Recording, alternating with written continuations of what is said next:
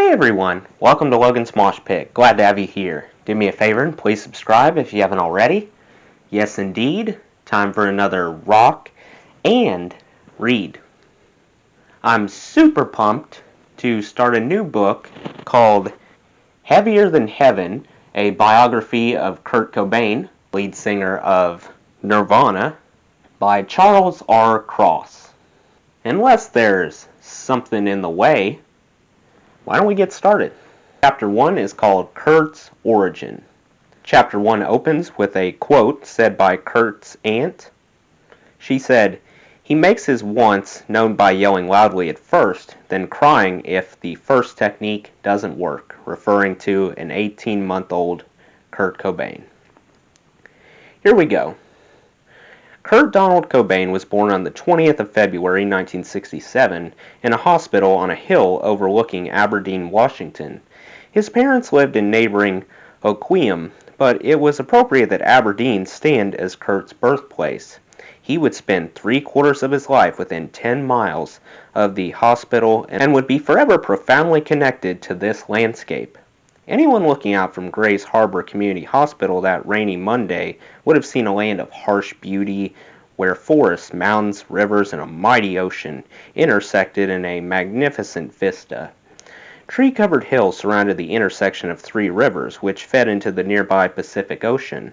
In the center of it all was Aberdeen, the largest city in Grays Harbor County, with a population of 19,000.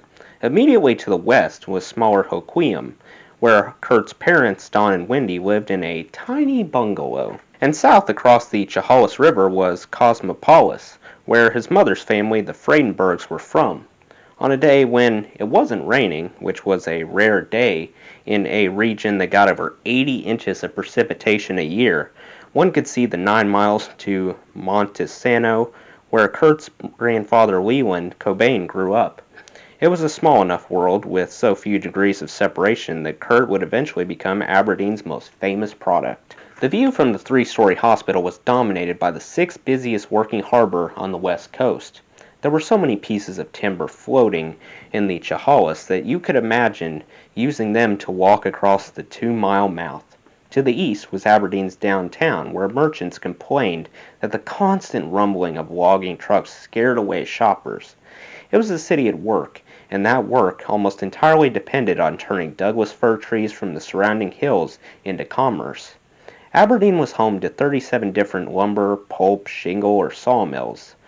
Their smokestacks dwarfed the town's tallest building, which had only 7 stories. Directly down the hill from the hospital was the gigantic Rainier Mill smokestack, the biggest tower of all, which stretched 150 feet toward the heavens and spewed forth an unending celestial cloud of wood pulp effluence. Yet as Aberdeen buzzed with motion, at the time of Kurt's birth, its economy was slowly contracting. The county was one of the few in the state with a declining population, as the unemployed tried their luck elsewhere. The timber industry had begun to suffer the consequences of offshore competition and overlogging. The landscape already showed marked signs of such overuse. There were swaths of clear-cut forest outside of town, now simply a reminder of early settlers who had tried to cut it all, as per the title of a local history book. Unemployment extracted a darker social price on the community in the form of increasing alcoholism, domestic violence, and suicide. There were 27 taverns in 1967, and the downtown core included many abandoned buildings, some of which had been brothels before they were closed in the late 50s. The city was so infamous for whorehouses that in 1952, Look magazine called it one of the hot spots in America's battle against sin. Yet the urban blight of downtown Aberdeen was paired with a close-knit social community where neighbors helped neighbors, parents were involved in schools, and family ties remained strong among a diverse immigrant population. Churches outnumbered taverns, and it was a place, like much of small-town America in the mid-60s, where kids on bikes were given free rein in their neighborhoods. The entire city would become Kurt's backyard as he grew up. Like most first births, Kurt's was a celebrated arrival, both for his parents and for the larger family. He had 6 aunts and uncles on his mother's side, 2 uncles on his father's side, and he was the first grandchild for both family trees. These were large families, and when his mother went to print up birth announcements, she used up 50 before she was through the immediate relations. A line in the Aberdeen Daily World's birth column on February 23rd noted Kurt's arrival to the rest of the world. To Mr. and Mrs. Donald Cobain, 2830 and a half Aberdeen Avenue, Hoquiam, February 20th at Community Hospital, a son. Kurt weighed 7 pounds, 7 1/2 ounces at birth, and his hair and complexion were dark. Within 5 months his baby hair would turn blonde and his coloring would turn fair. His father's family had French and Irish roots. They had immigrated from Skade Townland in County Tyrone, Ireland in 1875, and Kurt inherited his angular chin from this side. From the Friedenbergs on his mother's side, who were German, Irish, and English, Kurt gained rosy cheeks and blonde locks. But by far, his most striking feature was his remarkable azure eyes. Even nurses in the hospital commented on their beauty. It was the 60s with the war raging in Vietnam, but apart from the occasional news dispatch, Aberdeen felt more like 1950s America. The day Kurt was born, the Aberdeen Daily World contrasted the big news of an American victory at Quang Ngai City with local reports on the size of the timber harvest and ads from J.C. Penney, where a Washington's birthday sale featured $2.48 flannel shirts. Who's Afraid of Virginia Woolf had received 13 Academy Award nominations in Los Angeles that afternoon, but the Aberdeen Drive-In was playing Girls on the Beach. Kurt's 21-year-old father, Don, worked at a Chevron station in Hoquiam as a mechanic. Don was handsome and athletic, but with his flat-top haircut and Buddy Holly-style glasses, he had a geekiness about him. Kurt's 19-year-old mother, Wendy, in contrast, was a classic beauty who looked and dressed a bit like Marcia Brady. They had met in high school, where Wendy had the nickname Breeze. The previous June, just weeks after her high school graduation, Wendy had become pregnant. Don borrowed his father's sedan and invented an excuse so the two could travel to Idaho and marry without parental consent. At the time of Kurt's birth, the young couple were living in a tiny house in the backyard of another home in Hoquiam. Don worked long hours at the service station while Wendy took care of the baby. Kurt slept in a white wicker bassinet with a bright yellow bow on top. Money was tight, but a few weeks after the birth, they managed to scrape up enough to leave the tiny house and move into a larger one at 2830 Aberdeen Avenue. The rent, remembered Don, was only an extra $5 a month, but in those times, $5 was a lot of money. If there was a portent of trouble in the household, it began over finances. Though Don had been appointed lead man at the Chevron in early 1968, his salary was only $6,000 a year. Most of their neighbors and friends worked in the timber industry, where jobs were physically demanding. One study described the profession as more deadly than war, but with higher wages in return. The Cobains struggled to stay within a budget, yet when it came to Kurt, they made sure he was well dressed, and even sprang for professional photos. In one series of pictures from this era, Kurt is wearing a white dress shirt, black tie, and a gray suit, looking like Little Lord Fauntleroy. He still has his baby fat and chubby, full cheeks. In another, he wears a matching blue vest and suit top, and a hat more suited to Philip Marlowe than a year-and-a-half-old boy. In May 1968, when Kurt was 15 months old, Wendy's 14-year-old sister Mary wrote a paper about her nephew for her home economics class. His mother takes care of him most of the time, Mary wrote. She shows her affection by holding him, giving him praise when he deserves it, and by taking part in many of his activities. He responds to his father in that when he sees his father, he smiles, and he likes his dad to hold him. He makes his wants known by yelling loudly at first, then crying if the first technique doesn't work. Mary recorded that his favorite game was peekaboo. His first tooth appeared at 8 months, and his first dozen words were Coco, Mama, Dada, Ball, Toast, Bye-bye, Hi, Baby, Me, Love, Hot Dog, and Kitty. Mary listed his favorite toys as a harmonica, a drum, a basketball, cars, trucks, blocks, a pounding block, a toy TV, and a telephone. Of Kurt's daily routine, she wrote that his reaction to sleep is that he cries when he is laid down to do so. He is so interested in the family that he doesn't want to leave them. His aunt concluded, he is a happy, smiling baby, and his personality is developing as it is because of the attention and love he is receiving. Wendy was a mindful mother, reading books on learning, buying flashcards, and aided by her brothers and sisters, making sure Kurt got proper care. The entire extended family joined in the celebration of this child, and Kurt flourished with the attention. I can't even put into words the joy and the life that Kurt brought into our family, remembered Mary. He was this tiny little human being who was so bubbly. He had charisma even as a baby. He was funny, and he was bright. Kurt was smart enough that when his aunt couldn't figure out how to lower his crib, the 1.5-year-old simply did it himself. Wendy was so enamored of her son's antics, she rented a Super 8 camera and shot movies of him, an expense the family could ill afford. One film shows a happy, smiling little boy cutting his second-year birthday cake and looking like the center of his parents' universe. By his second Christmas, Kurt was already showing an interest in music. The Friedenbergs were a musical family. Wendy's older brother Chuck was in a band called the Beachcombers. Mary played guitar, and great-uncle Delbert had a career as an Irish tenor, even appearing in the movie The King of Jazz. When the Cobains visited Cosmopolis, Kurt was fascinated by the family jam sessions. His aunt and uncles recorded him singing the Beatles' Hey Jude, Arlo Guthrie's Motorcycle Song, and the theme to the Monkees television show.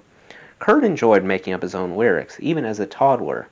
When he was 4, upon his return from a trip to the park with Mary, he sat down at the piano and crafted a crude song about their adventure. "We went to the park, we got candy," went the lyrics. "I was just amazed," recalled Mary. "I should have plugged in the tape recorder. It was probably his first song." Not long after he turned 2, Kurt created an imaginary friend he called Buddha. His parents eventually became concerned about his attachment to this phantom pal. So when an uncle was sent to Vietnam, Kurt was told that Buddha, too, had been drafted. But Kurt didn't completely buy this story. When he was 3, he was playing with his aunt's tape machine, which had been set to echo. Kurt heard the echo and asked, "Is that voice talking to me? Buddha, Buddha." In September 1969, when Kurt was 2.5, Don and Wendy bought their first home at 1210 East 1st Street in Aberdeen. It was a 2-story, 1,000-square-foot house with a yard and a garage. They paid $7,950 for it. The 1923-era dwelling was located in a neighborhood occasionally given the derogatory nickname Felony Flats.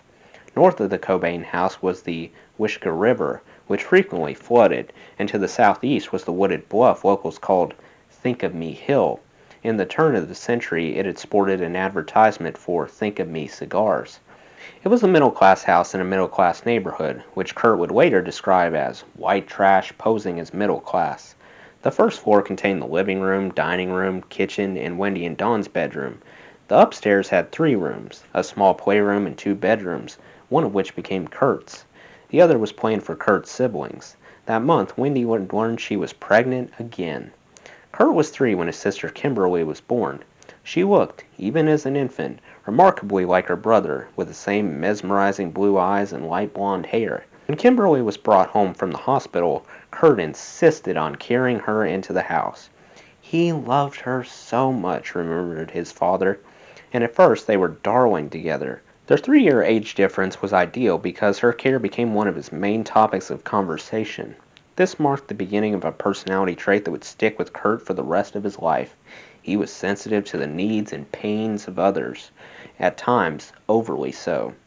Having 2 children changed the dynamic of the Cobain household, and what little leisure time they had was taken up by visits with family or Don's interest in sports.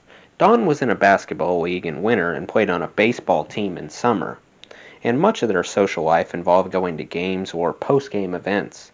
Through sports, the Cobains met and befriended Rod and Dress Herling. They were good family people, and they did lots of things with their kids, Rod Herling recalled. Compared with other Americans going through the 60s, they were also notably square. At the time, no one in their social circle smoked pot, and Don and Wendy rarely drank. One summer, the Herlings were at the Cobains playing cards when Don came into the living room and announced, "I have a rat." Rats were common in Aberdeen because of the low elevation and abundance of water. Don began to fashion a crude spear by attaching a butcher knife to a broom handle. This drew the interest of 5-year-old Kurt, who followed his father to the garage where the rodent was in a trash can. Don told Kurt to stand back, but this was impossible for such a curious child, and the boy kept inching closer until he was holding his father's pant leg. The plan was for Rod Hurling to lift the lid of the can, whereupon Don would use his spear to stab the rat. Hurling lifted. Don threw the broomstick, but missed the rat, and the spear stuck into the floor. As Don tried in vain to pull the broom out, the rat, at a calm and bemused pace, crawled up the broomstick, scurried over Don's shoulder and down to the ground, and ran over Kurt's feet as he exited the garage. It happened in a split second, but the combination of the look on Don's face and the size of Kurt's eyes made everyone howl with laughter. They laughed for hours over this incident, and it would become a piece of family folklore. Hey, do you remember that time Don tried to spear the rat? No one laughed harder than Kurt, but as a 5-year-old, he laughed at everything. It was a beautiful laugh, like the sound of a baby being tickled, and it was a constant refrain. In September 1972, Kurt began kindergarten at Robert Gray Elementary, 3 blocks north of his house. Wendy walked him to school the first day, but after that, he was on his own. The neighborhood around First Street had become his turf. He was well known to his teachers as a precocious, inquisitive pupil with a Snoopy lunchbox. On his report card that year, his teacher wrote, "Real good student." He was not shy. When a bear cub was brought in for show and tell, Kurt was one of the only kids who posed with it for photos.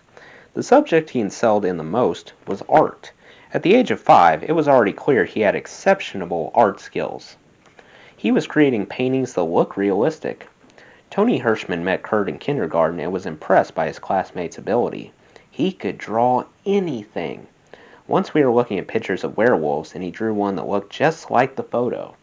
A series Kurt did that year depicted Aquaman, the creature from the Black Lagoon, Mickey Mouse, and Pluto. Every holiday or birthday, his family gave him supplies, and his room began to take on the appearance of an art studio. Kurt was encouraged in art by his paternal grandmother, Iris Cobain. She was a collector of Norman Rockwell memorabilia in the form of Franklin Mint plates with Saturday Evening Post illustrations on them. She herself recreated many of Rockwell's images in needlepoint, and his most famous painting, Freedom from Want, showed the quintessential American Thanksgiving dinner hung on the wall of her double-wide trailer in Montesano. Iris even convinced Kurt to join her in a favorite craft, using toothpicks to carve crude reproductions of Rockwell's images onto the tops of freshly picked fungi. When those oversized mushrooms would dry, the toothpick scratchings would remain, like backwoods scrimshaw. Iris's husband and Kurt's grandfather, Leland Cobain, wasn't himself artistic. He had driven an asphalt roller, which cost him much of his hearing. But he did teach Kurt woodworking. Leland was a gruff and crusty character, and when his grandson showed off a picture of Mickey Mouse that he had drawn, Kurt loved Disney characters. Leland accused him of tracing it. "I did not," Kurt said. "You did too," Leland responded. Leland gave Kurt a new piece of paper and a pencil and challenged him. "Here, you draw me another one and show me how you did it." The 6-year-old sat down and without a model drew a near-perfect illustration of Donald Duck and another of Goofy. He looked up from the paper with a huge grin, displeased at showing up his grandfather as in creating his beloved duck. His creativity increasingly extended to music. Though he never took formal piano lessons, he could pound out a simple melody by ear. Even when he was a little kid, remembered his sister Kim, he could sit down and just play something he heard on the radio. He was able to artistically put whatever he thought onto paper or into music. To encourage him, Don and Wendy bought a Mickey Mouse drum kit, which Kurt vigorously pounded every day after school. Though he loved the plastic drums, he liked the real drums at his Uncle Chuck's house better, since he could make more noise with them. He also enjoyed strapping on Aunt Mary's guitar, even though it was so heavy that it made his knees buckle. He'd strum it while inventing songs. That year, he bought his first record, a syrupy single by Terry Jacks called Seasons in the Sun. He also loved looking through his aunts and uncles' albums. One time when he was 6, he visited Aunt Mary and was digging through a record collection, looking for a Beatles album. They were one of his favorites. Kurt suddenly cried out and ran toward his aunt in a panic. He was holding a copy of the Beatles Yesterday and Today with the infamous Butcher cover, with artwork showing the band with pieces of meat on them. It made me realize how impressionable he was at that age, Mary remembered. He was also sensitive to the increasing strain he saw between his parents. For the first few years of Kurt's life, there wasn't much fighting in the home, but there also hadn't been a great love affair. Like many couples who married young, Don and Wendy were two people overwhelmed by circumstance. Their children became the center of their lives, and what little romance that existed in the short time they'd had prior to their kids was hard to rekindle. The financial pressures daunted Don. Wendy was consumed by caring for two children. They began to argue more and to yell at each other in front of the children. "You have no idea how hard I work!" Don screamed at Wendy, who echoed her husband's complaint. Still, for Kurt, there was much joy in his early childhood. In the summer, they'd vacation at a Friedenberg family cabin at Washaway Beach on the Washington coast. In winter, they'd go sledding. It rarely snowed in Aberdeen, so they would drive east into the small hills past the logging tower of Porter and up to Fuzzy Top Mountain. Their sledding trips always followed a similar pattern. They'd park, pull out a toboggan for Don and Wendy, a silver saucer for Kurt, and Kurt's flexible flyer, and prepare to slide down the hill. Kurt would grab his sled, get a running start, and hurl himself down the hill, the way an athlete would commence the long jump. Once he reached the bottom, he would wave at his parents, then signal he had survived the trip. The rest of the family would follow, and they would walk back up the hill together. They'd repeat the cycle again and again for hours, until darkness fell or Kurt dropped from exhaustion. As they headed toward the car, Kurt would make them promise to return the next weekend. Later, Kurt would recall those times as the fondest memories of his youth. When Kurt was 6, the family went to a downtown photo studio and sat for a formal Christmas portrait. In the photo, Wendy sits in the center of the frame with a spotlight behind her head creating a halo. She rests on an oversized wooden high-back chair, wearing a long white and pink striped Victorian dress with ruffled cuffs. Around her neck is a black choker, and her shoulder-length strawberry blonde hair is parted in the middle, not a single strand out of place. With her perfect posture and the manner in which her wrist hung over the arms of the chair, she looked like a queen. 3-year-old Kim sits on her mom's lap. Dressed in a long white dress with black patent leather shoes, she appears as a miniature version of her mother. She is staring directly at the camera and has the appearance of a child who might start crying at any moment. Don stands behind the chair, close enough to be in the picture, but distracted. His shoulders are slightly stooped, and he wears more of a bemused look than a legitimate smile. He is wearing a light purple long-sleeve shirt with a 4-inch collar and a gray vest. It's an outfit that one could imagine Steve Martin or Dan Aykroyd donning for their Wild and Crazy Guy skit on Saturday Night Live. He has a far-off look in his eyes, as if he's wondering just why he's been dragged down to the photo studio when he could be playing ball. Kurt stands off to the left, in front of his father, a foot or two away from the chair. He's wearing two-tone striped blue pants with a matching vest and a fire truck red long-sleeve shirt, a bit too big for him, the sleeves partially covering his hands. As the true entertainer in the family, he is not only smiling, but he is laughing. He looks notably happy, a little boy having fun on a Saturday with his family. It is a remarkably good-looking family, and the outward appearances suggest an all-American pedigree. Clean hair, white teeth, and well-pressed clothes, so stylized they could have been ripped out of an early '70s Sears catalog. Yet a closer look reveals a dynamic that even to the photographer must have been painfully obvious. It's a picture of a family, but not a picture of a marriage. Don and Wendy aren't touching, and there's no suggestion of affection between them. It's as if they're not even in the same frame. With Kurt standing in front of Don and Kim sitting on Wendy's lap, one could easily take a pair of scissors and sever the photograph. And the family, down the middle. You'd be left with two separate families, each with one adult and one child, each gender specific, the Victorian dresses on one side and the boys with the wide collars on the other. Well, that's the end of Chapter 1. Let me know what you guys thought of Chapter 1 in the comments below. That does it for today's video, guys. I hope you enjoyed. Make sure to like, comment, and subscribe if you haven't already. I really appreciate the support. I'll see you next time. Till then, rock on.